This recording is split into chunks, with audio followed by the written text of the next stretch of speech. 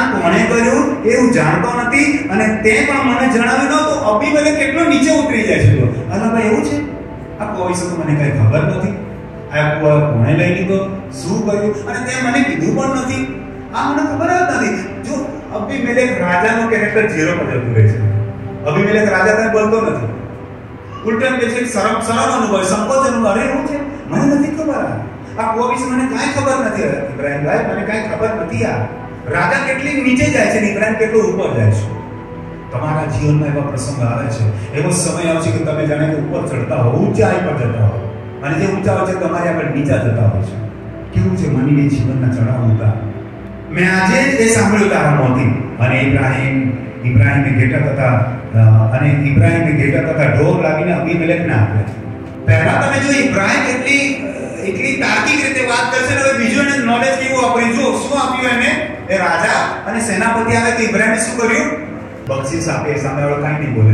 રાજાને ગંભીર રીતે સવાલનો જવાબ પૂછીને કે ભાઈ મારા કુવો હતો, તમારા લોકોએ લઈ લીધો, પડાવી લીધો. પછી એ જ બાબતને શાંત કરવા માટે એને બહુ ખૂબીથી કામ કર્યું, બહુ યુક્તિથી કામ કર્યું.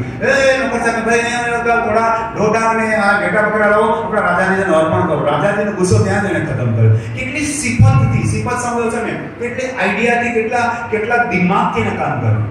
એ એના ઘરમાં નહીં કરી શકતો. એ યુક્તિથી એને કામ કર્યું. એનું કેરેક્ટરમાં આપણને યુક્તિવાદ જોવા મળે છે, સાતિર માઇન્ડ જોવા મળે છે. સાતિર સમજો છે ને, ખૂબ કુશળ માણસ જોવા મળે છે ઇબ્રાહિમ.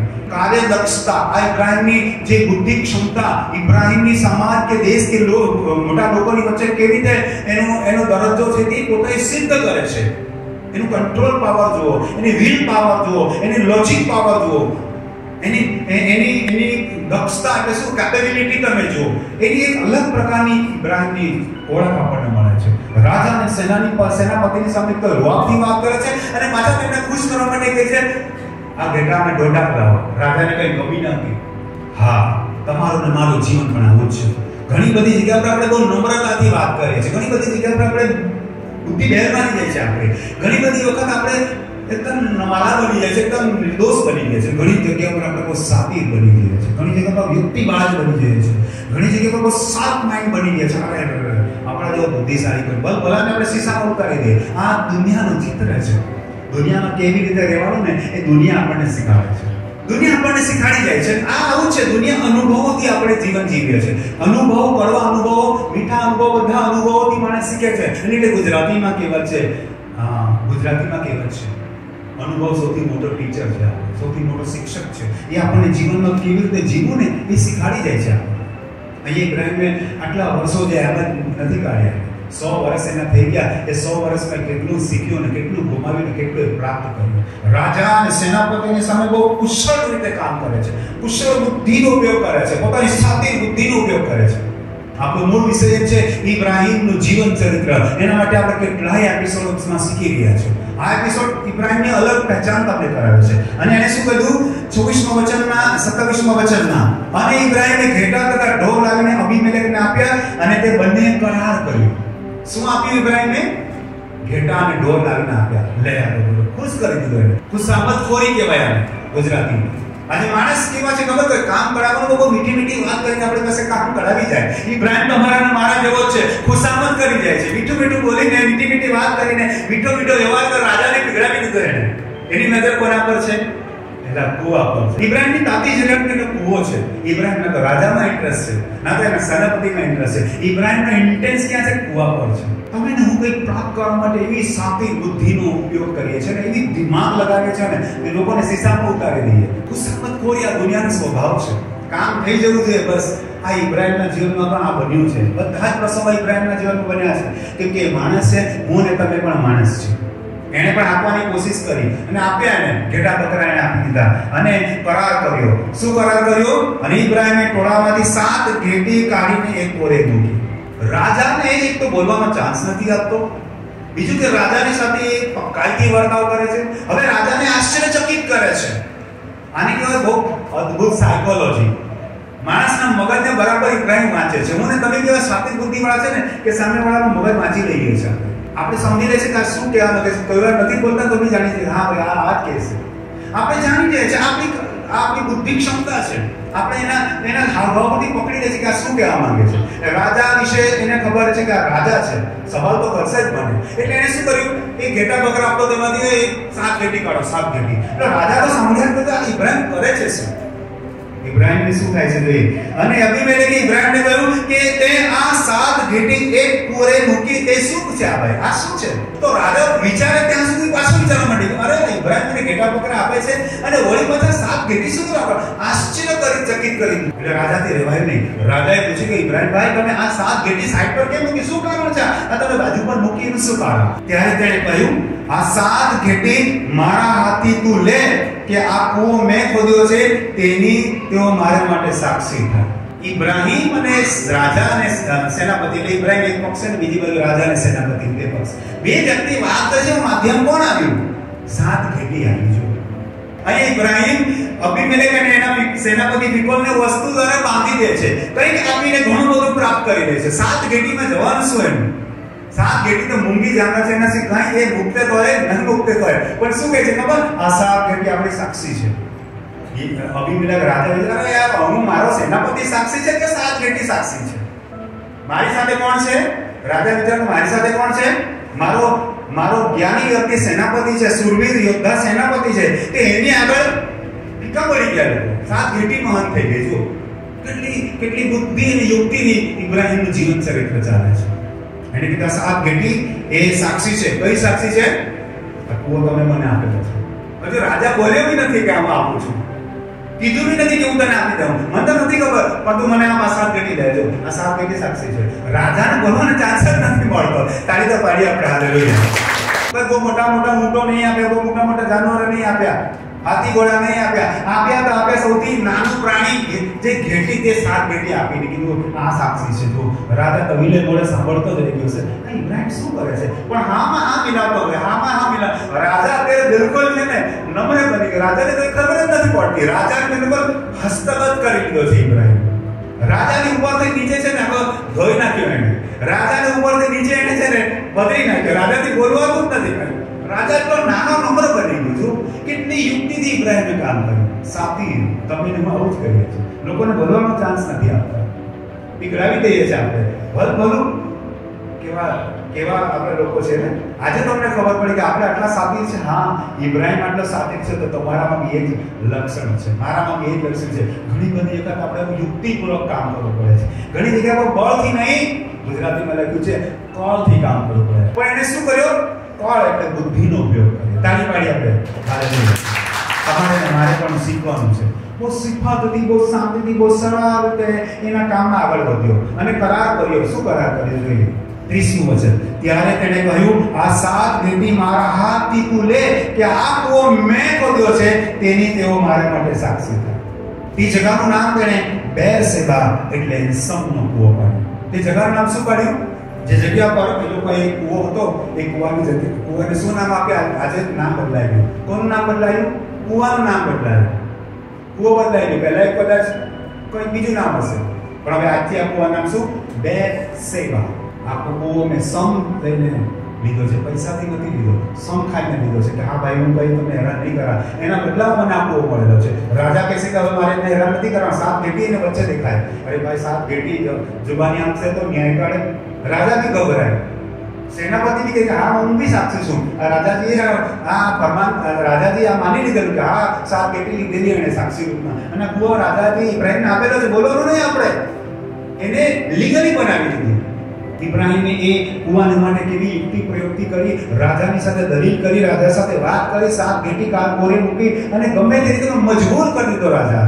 અને રાજાએ હા ભરવી પડી અને એ કૂવો એને મંજૂર કરી દીધો. વાલા ભાઈ ગમે તે યેન કેમ પ્રકારે અંગ્રેજીમાં કહેવાય કે any cost you believe in Jesus Christ. ઈસુ આપણા માટે કૂવો છે, ઈસુ આપણા માટે ઝરો છે, ઈસુ આપણા માટે જીવનનો સ્ત્રોત છે. તાળી પાડી આપણે. હાલેલુયા. કઈ પણ થઈ જાય ને બળનો ઉપયોગ નહીં કરતા, પણ બુદ્ધિનો ઉપયોગ કરતો. આજે ઈસુને અપનાવી. હાલેલુયા. બોલો હાલેલુયા. જ્યાં હાગાર એ કૂવાથી બચી ગઈ, એનો છોકરો ઇસ્માઇલ બચી ગયો, એ રીતે આ ઇબ્રાહિમ એનું કુટુંબ એના ઢોંઢા કૂવો બહુ જગ્યો હતો, બહુ માધ્યમ હતો, બહુ જરૂરી હતો. આજે મારે તમારે જો જીવનમાં જીવવું છે ને તો ઈસુની તમને જરૂર છે. ગમે તે થઈ જાય પણ બુદ્ધિનો ઉપયોગ કરો. આજે લોકો એમ કહે છે કે ચાલો ત્યાં માથું ટેકવા. નહીં.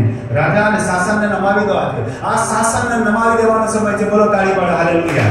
તાળી પાડે. હાલેલુયા. ગમે તે આપણે માટે કોઈ મોટા રાજા કેમ નહીં આવી જાય, મોટા અધિકારી કેમ નહીં આવી જાય, એમને નમાવી દો ઈસુના નામમાં. તાળી પાડે. હાલેલુયા. ઇબ્રાહિમ પરદેશમાં હતો, એના દેશમાં નહોતો, પણ રાજાને સેનાપતિને નમાવી દીધા.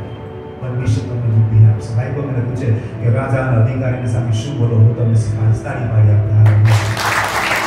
બાઇબલ મને પૂછે કે તમે કબૂતરના જેવા સાલસ બની જાઓ, સાપના જેવા હોશિયાર બની જાઓ. રાજાની સામે, સેનાપતિની સામે ઇબ્રાહિમે કેવી રીતે પોતાની જાતને ટકાવી રાખી, કેવી રીતે પોતાને ત્યાં સ્થિર કર્યો. એ કુવો કેવી સિંપત્તિને લઈ લીધો. એ કુવા માટે ઝઘડો ચાલતો હતો, એ ઝઘડાને કેવી રીતે સમાવી દીધો, કેવો રીતે સમાપ્ત કરી દીધો. 7 ઘેટી વચ્ચે ઉભી સામાન્ય પદાર્થથી એને મોટો કુવો લઈ લીધો. વલા લઈને તમારે મારે આ દુનિયામાં બહુ સાચી રીતે રહેવું પડશે, પણ કે એના માટે આધ્યાત્મિક બાબતો, પૈસા કમાવા માટેની વાત નથી કરતો, દિમાગથી રહેવું પડશે. કોઈ તમને કહેશે કેમ ચર્ચમાં જાઓ છો, કેમ તમે આ કોઈ ધર્મની વાત આપણે નથી કરતા, પણ ઘણી બધી વખત તમારો મારો વિરોધ થાય છે. દિમાગથી ઇબ્રાહિમ કામ કર્યું. ઈશ્વર તમને બુદ્ધિ ક્ષમતા આપે કે રાજા બની જાય, સેનાપતિ બની જાય. જોઈએ આપણે શું લખ્યું છે આગળ. એ કુવાનું નામ બદલાઈ ગયું, બેરશેબા થઈ ગયું. આજ દિન સુધી કદાચ એ કુવાનું કોઈ બીજું નામ હશે અથવા કોઈ નામ જ નહીં હશે. આજથી એક નવી પહેચાન કરી. આ કુવો કયો? લોકો કહે છે આ કુવો કયો ખબર? રાજા અને ફિકર સેનાપતિ ઇબ્રાહિમને મળવા ગયા, કે ઇબ્રાહિમ સાથે વાત કરી, 7 ઘેટી મૂકેલી અને તેનું સમ ખાઈ નાખો. એક સાક્ષી બની કે તાળી પાડી આપણે. Hallelujah. This is the ગવાહી, this is the testimony. તમારા અને મારા જીવનને એવી સાક્ષી બનાવો ને કે દુનિયાના લોકો દંગ રેવી જવા દે, બોલાય નહીં લોકોથી આપણે સામે. મારી પાસે જીવની સાક્ષી છે. તાળી પાડી આપણે.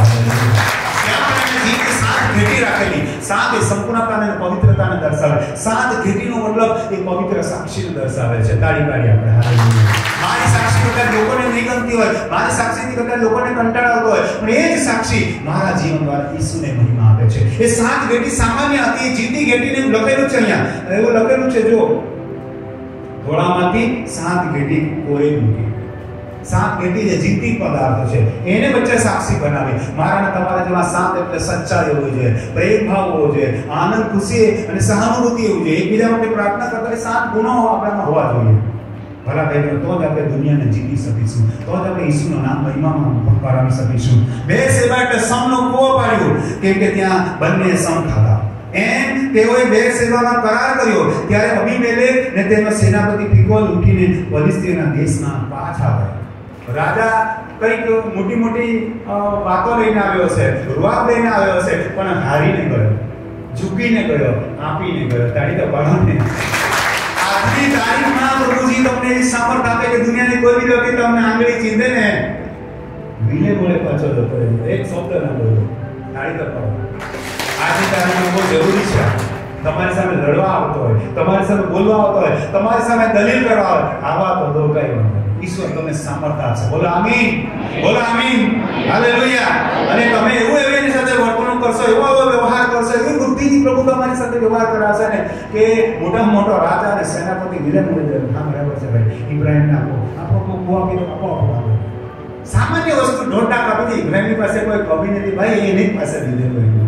એને જ આપેલું, અબીમેલેક જ આપે, એ જ પાછો એને આપી. ઇબ્રાહિમને કઈ ગુમાવી નથી, પણ કુવો પ્રાપ્ત કરી લીધો. તાળી પાડી આપે.